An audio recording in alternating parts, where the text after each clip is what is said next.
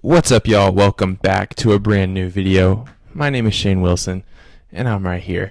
You thought it was Ryder, huh? You thought Ryder was talking. No, he hasn't learned how to do that yet. But he is going to be in this video with me today. So, let me get readjusted, and I may cut this out. I may not. We'll see.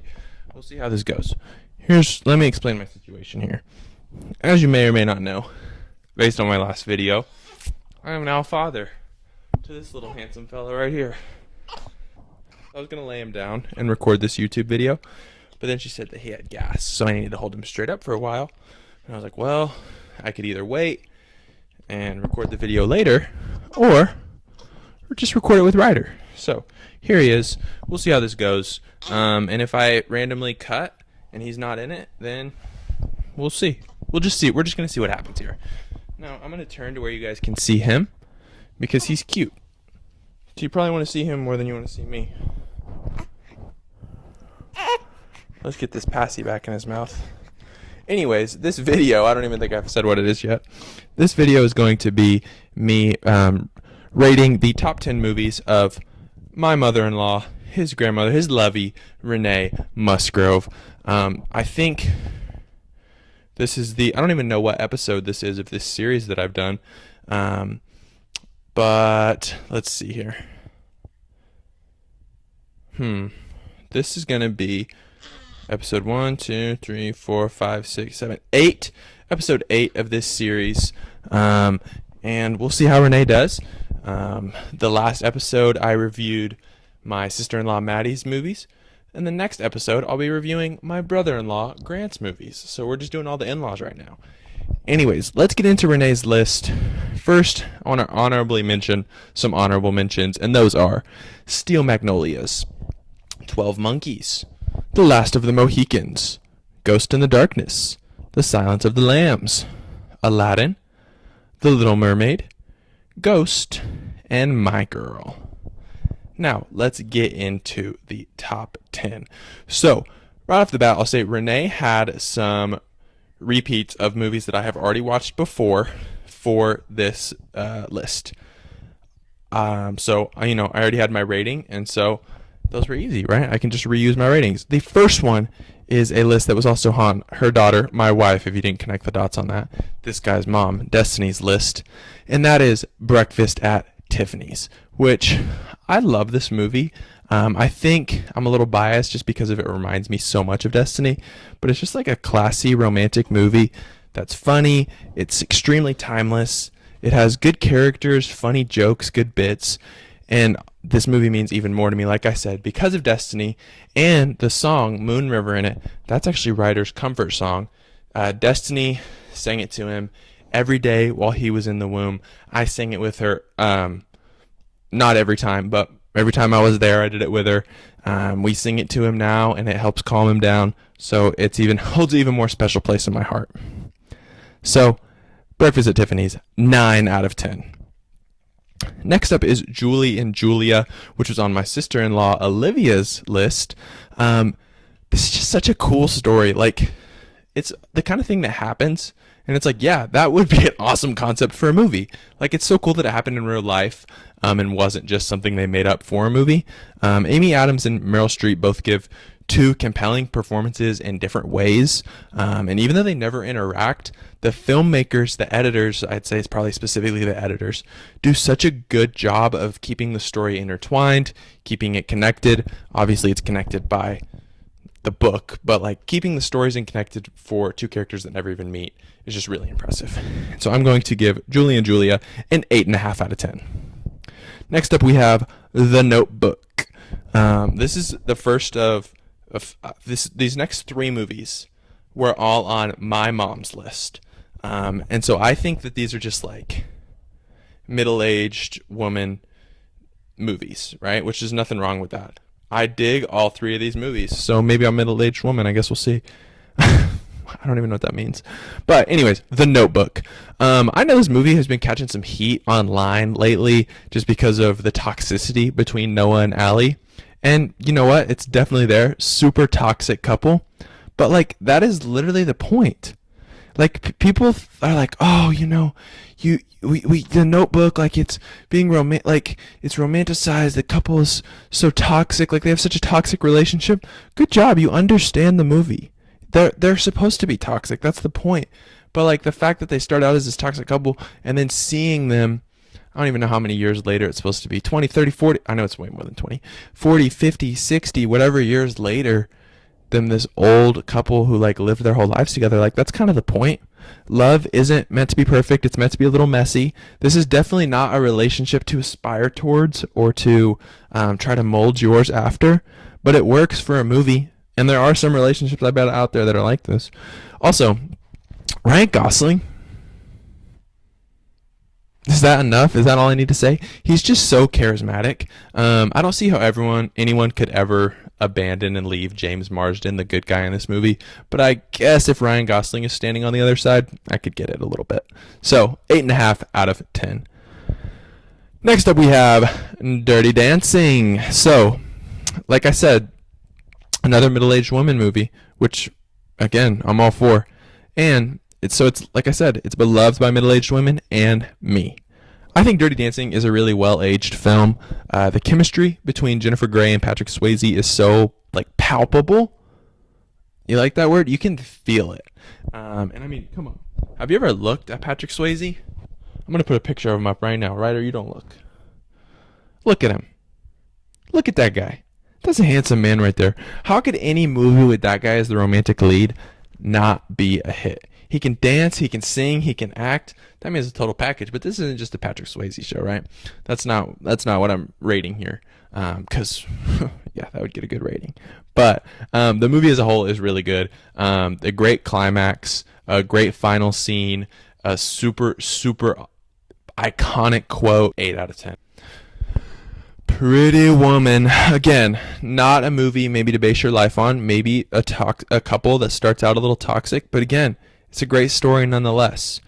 Julia Roberts is fantastic in this movie. She's so lovable and like quirky, sweet, but just such a great character. Richard Gere and her have such great chemistry in this, strong chemistry, and it's the kind of chemistry, just like Dirty Dancing, that it's like with chemistry that strong, the movie's gonna be good, right? And so the way we see their relationship grow is just really enjoyable, and I'm gonna give it another 8 out of 10. Now we have a film that was on JJ's list, Renee's husband, and that is Dead Poet Society. So that's fun that they have a movie that's on both their lists. This is just such an emotional watch, right? And I do mean it's the highs and lows of emotions. It's not, I don't just mean it's an emotional watch because it's sad. Obviously it is, but it's also a very happy movie, a very heartfelt movie, a very inspiring movie. But obviously, yeah, it is a sad movie as well. It has one of the hardest hitting deaths in a movie. It's just gut punch. I would say pretty confidently that I think this is the best performance of Robin Williams' very impressive career. All the young actors also all bring their A game in this. They all manage to play relatable characters, but all the characters are also so different, which is impressive. It's like, usually I feel like in situations like that, it's kind of either going to get lumped or maybe to the point where it's like they're trying to differentiate them so much that maybe the characters just become stereotypes. Kind of like, this is not necessarily a knock on this movie, almost like The Breakfast Club, where it's like one of them's a jock, one of them's a nerd, one of them's a blah, blah, blah, blah, blah. But like Dead Poet Society, it's just like each character has so many layers and levels. And for that, I'm going to give it a 9 out of 10. Next up, we have Arthur. Now, Arthur, I didn't really know anything about this movie. I knew that it was a comedy about a rich British guy. I knew that there was a remake that was considered really bad with Russell Brand. If you didn't get it based on the poster right there, I'm talking about the original. Dudley Moore is extremely comical in this movie. He's also matched pace for pace, shot for shot by both Liza Minnelli and John Gielgud, who I think won an Oscar for this maybe. And it's like, it's the kind of movie that, and this isn't a diss, it's like not one of those movies that's just like a life-changing movie. You come out of it feeling so changed. But it's definitely good for a laugh, and it's a good watch, and it's an enjoyable watch. So I'm going to give it a 7.5 out of 10. Next up, we have The Blind Side. So I watched this movie so many times as a kid. Like, this was one of my brother's favorite movies growing up. I don't think it made his top 10 list, but it was one of his, if not his favorite movie growing up. Like I remember when we first saw it, and then just getting it on DVD and watching it all the time. But I hadn't really watched it since I became an adult, and it was a fun. I definitely had seen it enough times to where I probably could have rated it, but I'm glad I rewatched it just because it may have changed my rating a little bit. I don't know. But I'll say that it's important, let me say this, to separate the film from the actual story. I know the story has been kind of controversial and a lot of stuff coming out. I'm not going to give my opinion on that. I don't know. I don't really know much about that situation. I don't know who's in the wrong. They're both in the wrong, maybe. I feel like that's usually how it is, or both people are in the wrong. But maybe not. Maybe just one person, maybe one group of people's in the wrong. I don't know. Doesn't really matter to me right now. I'm not saying it doesn't matter, just not for my rating here. It's just like I think it's important to separate the art from the artist sometimes. I know they're not the people that made this film, but separate the art from the artist here. I think the movie is extremely entertaining. It's extremely well written. It's funny. It's witty. It's emotional, obviously. Like, read the plot of this movie, like the synopsis of it, and tell me you don't think it's going to be emotional. The whole cast is really great. Especially Sandra Bullock. I mean, come on, she won a freaking Oscar. And again, not that Oscars are like end all be all, but like they can be a good measure for how good something is. But anyway, Sandra Bullock is great. Supporting cast is great. 8.5 out of 10. Next up, we have The Help, another movie that I had not seen before. I'm really glad that I watched it. I enjoyed it. Super stacked cast. You had great showings from Emma Stone, Jessica Chastain, and Bryce Dallas Howard. Obviously, the real stars who gave fantastic performances are Viola Davis and Octavia Spencer, who both gave, again, kind of like I was talking about Dead Poet Society. They're both so relatable, even though their characters are so different. And I don't mean they're relatable, and let me just backtrack so I don't dig myself in a hole here. I don't mean they're relatable in the sense that I can relate to a black woman in the during this time. That's not what I mean. I just mean the fact that they're going through a hard time, and the actors convey their emotions so well that's just what I mean. Is you can feel what the actors are feeling because of how good they're doing. This TV over here is listening to me. It's not even on. I don't even know how. Whatever, this TV is creepy.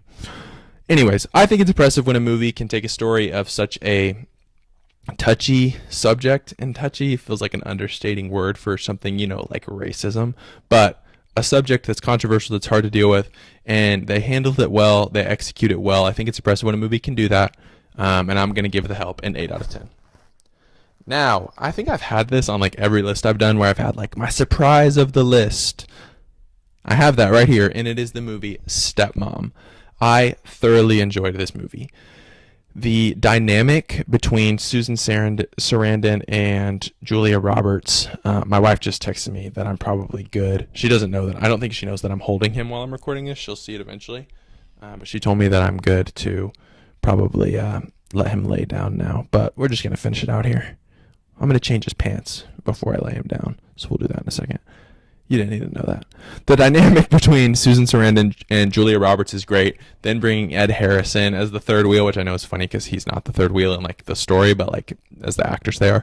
It's so intriguing. I think the two child actors both play their parts so well. Let me look up. I know Jenna Malone is the actress that plays the daughter, just because I know her from other things that she's been in. She's great.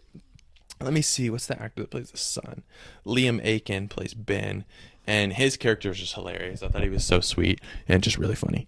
A very bittersweet movie, obviously, with many fun moments and lines. Again, handles a tough subject of families, splitting up, divorce, parents moving on, the effect that can have on kids. It's just a hard subject to deal with again, and it's really well done. An 8 out of 10.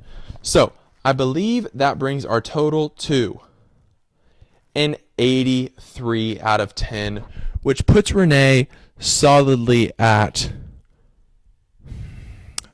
4th place. Goes my dad has the number 1 spot to pretty much everyone else's chagrin. Then Destiny, then Sawyer and my mom are both tied with an 84, and then Renee got an 83. So shout out to her. This was a heck of a list. This has happened a lot. But it's like the kind of list where I don't necessarily look at this and think like, oh, that's going to score really high. but it did. So that's awesome. Renee, thank you so much for putting this list together. I'm so glad we watched all these movies. I actually watched a couple of these movies with her, so that was also fun. I think it's fun getting to watch someone's favorite, like one of their favorite movies with them, just because I don't know, you can almost feel how much they love it, and I think that's going to help make you love it even more, if that makes sense. But anyways, that's all I got for now. Like I mentioned, the next episode of this series is going to be my brother-in-law's Grant's movies, which I actually don't have. For whatever reason, I'm not able to watch maybe as many movies as I was able to, which is totally okay. I would not change that for anything. But I don't have a ton of movies left to watch for his list. I'm already a good chunk of the way through, but we'll see whenever that list comes out. Check out my blog. It'll be linked down in the description where I talk about movies. I post about movies. I do lists and reviews and different things like that. And then, what else can I plug? I'll probably be having an episode of Pillow Talk come out soon. Go watch the last episode of Pillow Talk introducing this guy to the world. Although I think he was the cutest little baby ever then. I think he's even cuter now, so you're getting a good show right here. But anyways, that's all I have for you. Thank you so much for watching. If you liked, then I don't usually ask people to do this, but leave a like, subscribe if you want to. If you don't want to, that's fine. I respect that. But this has been another episode, and I hope you enjoyed it. Peace.